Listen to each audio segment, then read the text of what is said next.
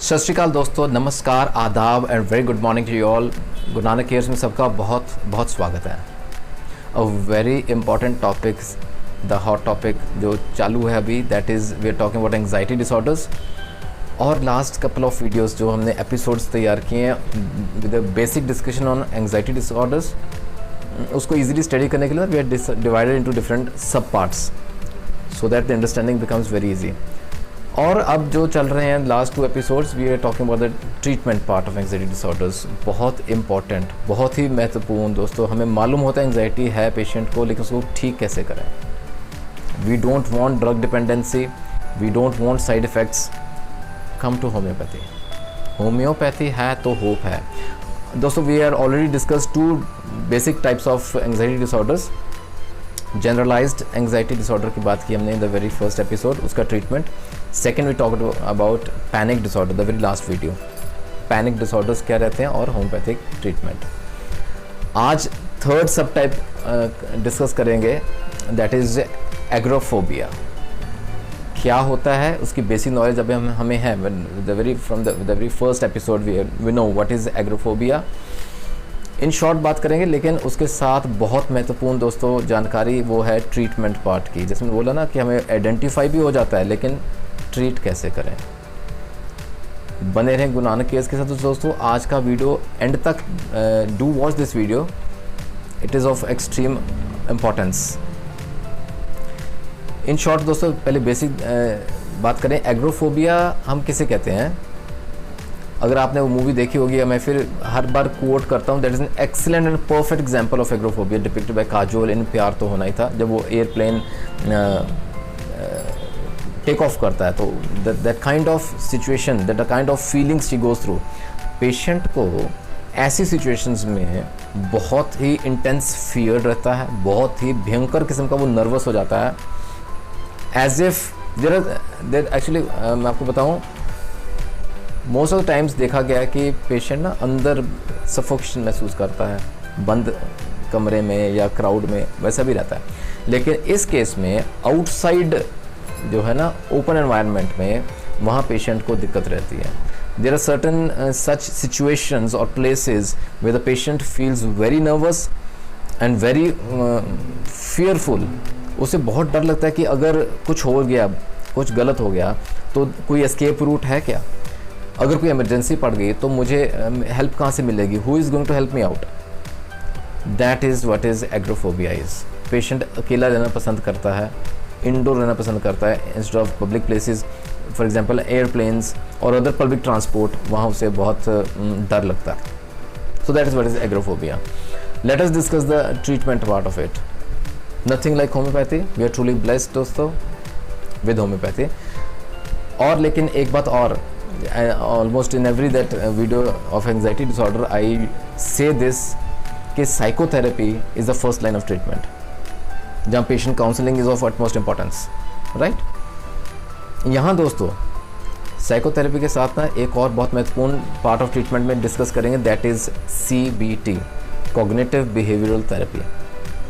What is this cognitive behavioral therapy और उसका role इतना इंपॉर्टेंट क्यों है, आपने कहीं ना कहीं ज़रूर सुना होगा। These days it is gaining importance because it is of utmost importance, specially for cases like anxiety disorders. यहाँ अगर ट्रीटमेंट करनी है, देखिए दोस्तों, it is basically a psycho social intervention कह लीजिए, और it is the first line of treatment for anxiety disorders in cases of children and adolescents.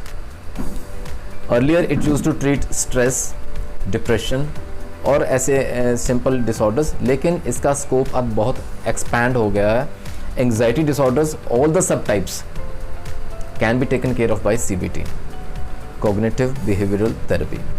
और CBT के साथ ना दोस्तों IPT also goes hand in gloves, हाथ में हाथ मिला के चलते हैं, that is interpersonal psychotherapy. In short CBT की बात करते हैं। CBT बेसिकली दोस्तों is based on the basic principle from the behavioral and cognitive psychology. The combination of these 2 principles has led to the formation of CBT therapy. दोस्तों ये तो थोड़ी different approach रहती है। फॉर एग्जांपल जो पहले psychotherapy या ट्रेडिशनल कह लीजिए वेज एंड मीन्स थे, the therapist use to identify the underlying, जैसे ना अनकॉन्शियस क्या थॉट प्रोसेस चल रहा है पेशेंट के अंदर, उसको आइडेंटिफाई करके उसको ट्रीट करते थे. No that was a very broad kind of therapy. लेकिन CBT, how it's better, how it is different from the traditional psychotherapy. CBT is more problem focused and action oriented, यानी कि it has become more specific. For example, anxiety disorders in general तो बहुत vast हैं, बहुत broad concept रहता है, लेकिन उसको हमने जैसे सब टाइप्स में ब्रेक कर लिया, बहुत स्पेसिफिक फाइंड आउट कर लिया. अब ये specific type of anxiety disorder को साइकोथेरेपी से बेटर CBT ट्रीट कर सकती है.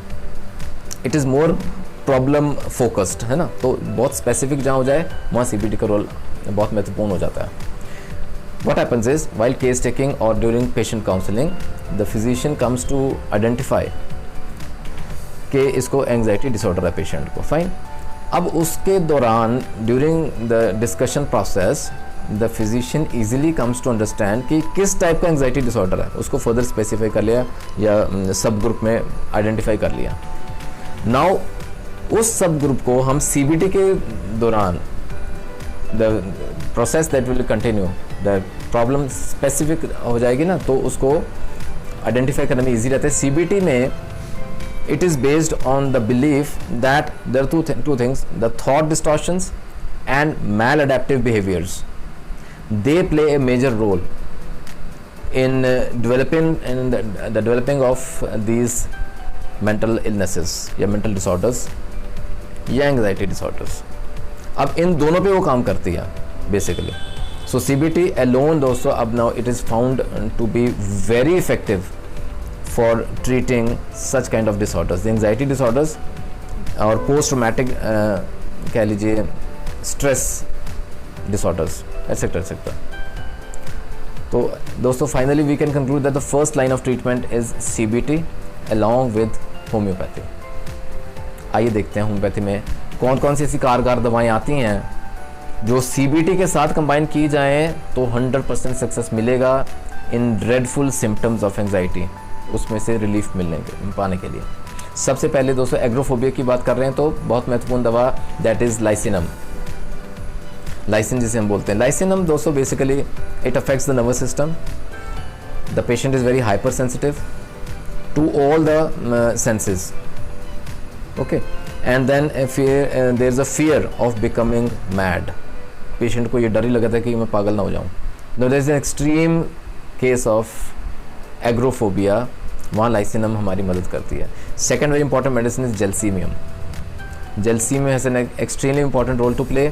जहाँ मस्कुलर प्रोस्ट्रेशन रहती है, मस्कुलर वीकनेस रहती है, पैरालिसिस तक हो जाता है, ट्रेम्बलिंग रहती है, नर्वस है पेशेंट, बहुत घबराया हुआ है, dizziness, drowsiness, dullness and trembling. These are very specific symptoms जो कि एग्रोफोबिया में उभर के आते हैं and they match same to same with gelsemium. There gelsemium plays in very important role. Patient को बहुत एक्सट्रीम एक्साइटमेंट रहती है, फियर रहता है, नर्वस रहता है, gelsemium plays a role. Third very important medicine is argentum nitricum. We have already discussed argentum nitricum is a very important part of treatment of anxiety disorders of any kind. यहाँ agoraphobia में भी वो काम करती है. जैसे आपको मालूम है मेलनकॉलिक रहता है पेशेंट, इम्पल्सिव रहता है और ये he wants to do things in hurry, बहुत इम्पल्सिव रहता है, बहुत जल्दी जल्दी में सारे काम करता है. एग्रोफोबिया के सिम्टम्स मैच करते हैं argentum nitricum. Then fourth is the very important medicine phosphorus. इसका भी जिक्र already we have done. The patient is over sensitive, insane mental symptom रह जाते हैं, इंसेनिटी के लेवल तक पहुँच जाते हैं. And the patient is very sensitive to external these expressions like thunderstorm, even light, sound, touch. इतना sensitive रहता है patient. Phosphorus does a magic work. Then fifth important medicine is arnica. Very very important दोस्तों. जहाँ agoraphobia की बात चल रही है, there is a fear of space कि इस condition में मुझे मदद कहाँ से मिलेगी. Who is going to help me in this case of emergency? वहाँ arnica plays a very important role. The patient wants to be alone. There is a fear of touch or approach of strangers.